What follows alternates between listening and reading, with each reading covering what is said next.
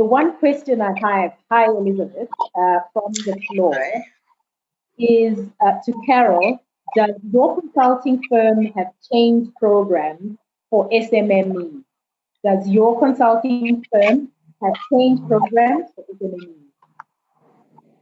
Thank you very much. So right now, no. So what I do is my consultancy largely focuses on corporate governance work and leadership work.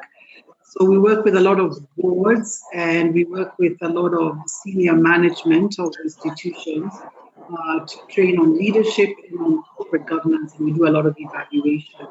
However, we do some change work. I also lecture at Strathmore University Business School, and I know they do a number of change programs, and they do offer programs to SMME.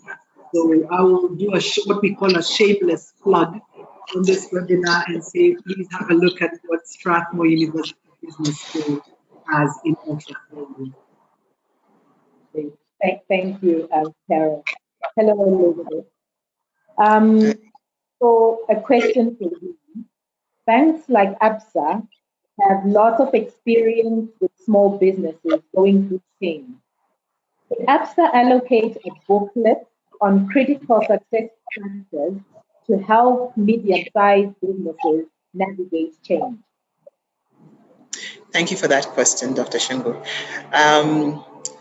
So it's interesting that you should ask about a booklet, because I think it's very difficult to put everything in a booklet. We have a variety of kind of businesses. We've got different sectors with different sort of problems.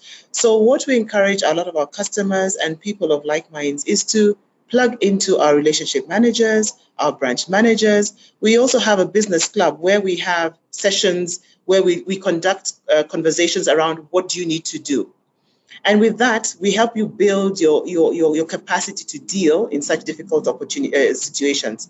So much as we'd like to prepare a booklet, it is I don't know how big that booklet would possibly be to get a view of all sorts of businesses, but it's a one-on-one conversation, because each and every one business, has different requirements. Some require, term loans, some require working capital, some require non-financial information. How do I deal with my tax issues? Where do I go when I am looking for support in registration of my businesses? What do I do, when I need legal support? And as a bank, we have taken the position to provide that non-financial support through our business school, and also through webinars like this. And I think, later on we'll advise on what other things we're going to address, because these are things that are coming out from our customers. We took a position to have conversations with our customers across Kenya, not just sitting in Nairobi and Mombasa, which typically are the areas where most banks operate with. We went all around our 85 branches and asked, what do customers look, are they looking for support?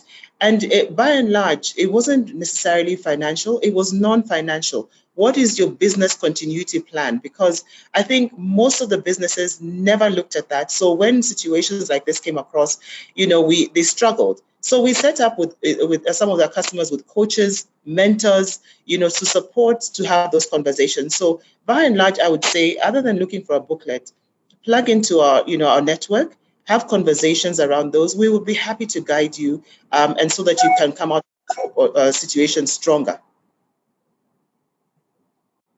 Thanks, Elizabeth. I have another question for you. How is the bank balancing the need for short-term solutions versus the long-term ones? Are you finding it simple to plan for the new normal while the short-term needs are so rampant? I think an earlier speaker had mentioned it, that, whereas we used to talk about short, medium, and long term, those have changed. The capacity to talk about a 5-year plan isn't there anymore. So we're looking at day-to-day, conversations. And by the time you look for a 1-year plan, it's really out there. It's almost like a thumbs up, because this situation that we find ourselves in is unprecedented. And therefore, we have to look at, shorter periods of time to be able to plan. But we don't claim to have all the ideas, as leadership. We tend to get some solutions from, our staff members, the people that we interact with. We interact with Kenya Bankers Association. We get support from the different partnerships we have with Kenya Association of Manufacturers, GMT, Gresham Michelle Trust. We look for, like-minded to sit down and have a view of what they think the society, the situation is going to look like. So, by and large, that's the way we look at it. You can't plan for more than the way we used to plan before. You have to look at shorter periods, and try to see how to get out of this and look at indicators. As the government talks every day, we try to look for indicators that tell us that things are opening up. And so support them also in those conversations. So even as a bank, as Kenya Bankers Association, part and parcel of that, we take part in those conversations so that we can try to see whether it's a light at the end of the tunnel and not necessarily a train coming back at us. Thank you, Elizabeth. Our last question that we'll take from the floor and is to Carol. So what tools are available to SMMEs to help them engage with their customers and grow an online presence without breaking the bank? What tools are available to SSME customers to grow an online presence without breaking the bank? So that's a good question. I think the question I'd want to ask the person who's asking is, there are already a number of online platforms that are in existence. And it's a question of plugging into them. So there's your Globals, I'm not trying to promote them, I'm just saying who's already out there. There's Mall of Africa, Global, Jumia.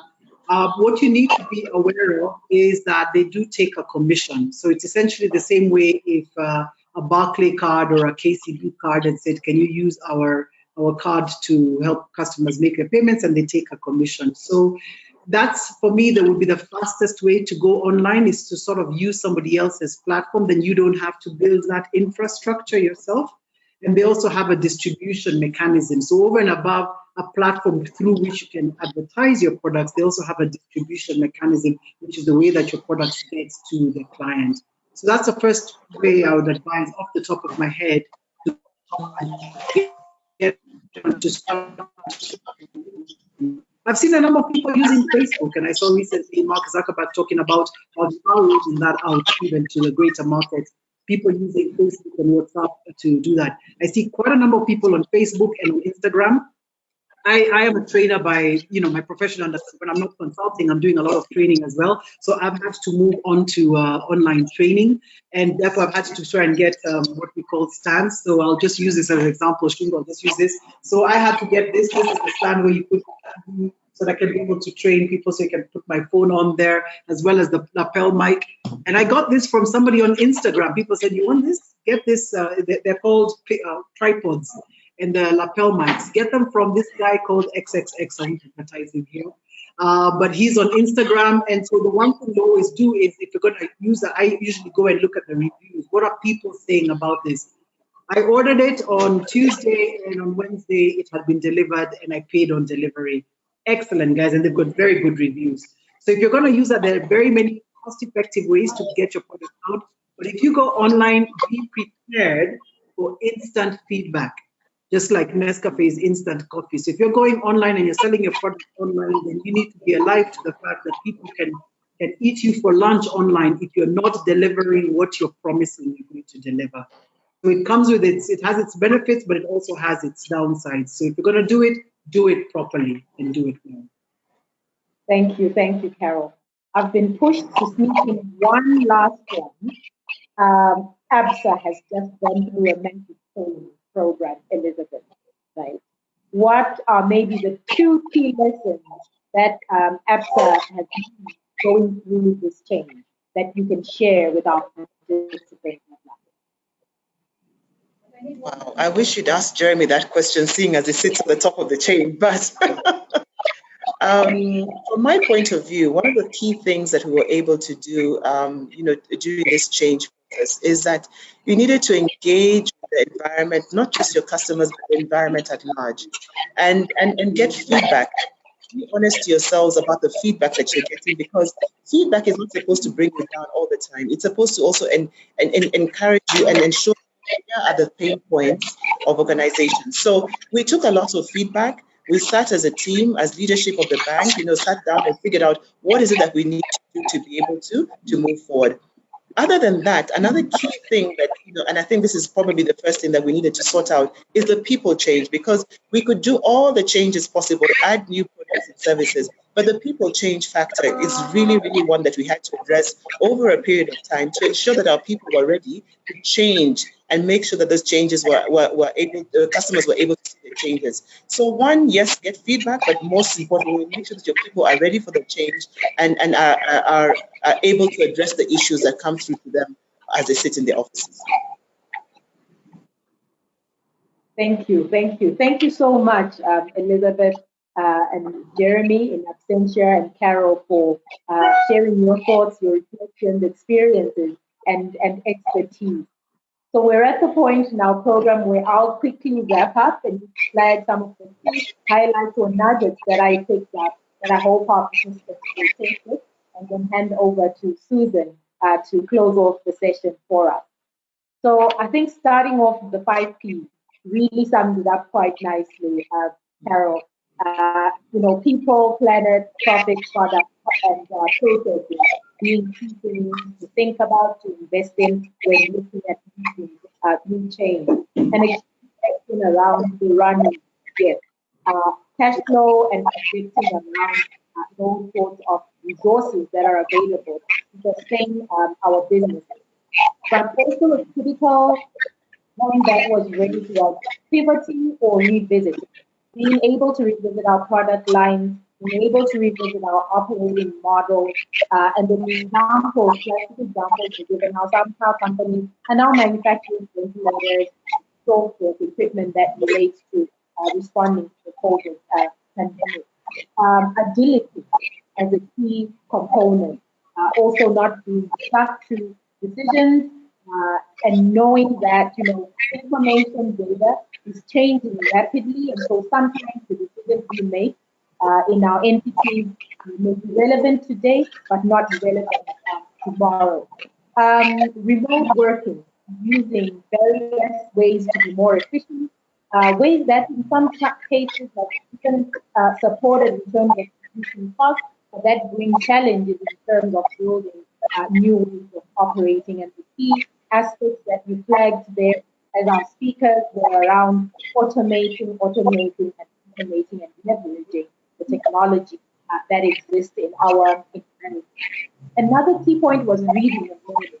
So knowledge, drawing from examples, successes, or even mistakes in other sectors, and really building systems and processing an environment that allow for staff to be engaged and to be challenged, to come up with solutions, but also customer focused, and the saying of the proverb around listening to the sound of the river, to guide where some of the innovations, new ideas can come through. Also around trust and learning to be flexible in this environment and using different ways of making decisions that can allow us to sustain our businesses, but acknowledging some of the realities that it is a challenging environment. Some, yes, will survive, some will thrive, but perhaps not. And these will provide opportunities for us to look at various other models or ways of going into new businesses. And then lastly, building a war in terms of, staff in our businesses, our customers, but also the resources, because indeed it looks like we are in a zigzag path over the next couple of years. So I'll round over there, and again, thank you very much for sharing your reflections. Over to you, Susan. Thank you very much, Shungu. You've really done a good job moderating the session. Want to say thank you to Carol. Carol, very useful insights out there around, if you want to fish, know where to fish, you can listen to the river. That was really nice and really stood out, along with the other points around what should be keeping you awake at night as a business person. Thank you, Jeremy in absentia, our CEO, ABSA, for very useful insights as well. And Elizabeth, thank you for sharing your insights as well. I think it's been a very insightful session. And as Shungu said, I had SME banking for ABSA, and we've planned quite a series of webinars for yourself, just resonating with where you are as SMEs and seeing how can we come in to support you. So this has been our second session, and I must say it's gone very well. I encourage you to ask your questions. Even if we're not able to answer right now, we'll make sure that we get back with all the feedback. We've recorded the session as well, so we'll be able to share the recorded session with yourself. From ABSA team, we continue to support our customers, and we are out there making sure that you get a repayment holiday if you need it, or talk to us about the challenge that you're facing. So you can be able to go through our branches or talk to your relationship manager, branch manager, or banker, and we'll be able to get back to you on how we can support you. Important to note that pursuant to this conversation today on leading through change, we will have a mentorship and coaching session next week for our ABSA clients. Should you wish to register for that session, kindly do so. You can either comment, but at the same time, as we send through our thank you notes, we'll ask you to register for that session that we'll take through next week for our ABSA clients. Again, it's very simple to be our ABSA client, and you can also indicate that you'd like to join us, and that we can arrange and make sure that it's done for you effortlessly. I think my last comment is really around our next session that is coming up. Indeed, a topic that a lot of SMEs have asked us if we can run it for them. So we'll be talking about business continuity planning, a very important section that will be looking at how do you secure your staff and your data, right? How do you deliver client objectives in this environment? How do you mitigate, and how do you do your scenario planning as an entrepreneur in this environment? So you really want to look out for that. We will send out the invite towards at some point next week. So please register, and really looking forward to meeting you again, and pray that you continue to keep safe until we meet next time. Thank you. That's wonderful. Thank you so much, Susan. And I think brings us to the end of this session. Thank you, ladies. Thank you. Thank you very much. Thank you. All right. Keep well and keep safe. Yes. Thank you. Bye-bye to our participants on the line as well. And thank you for joining us. Goodbye.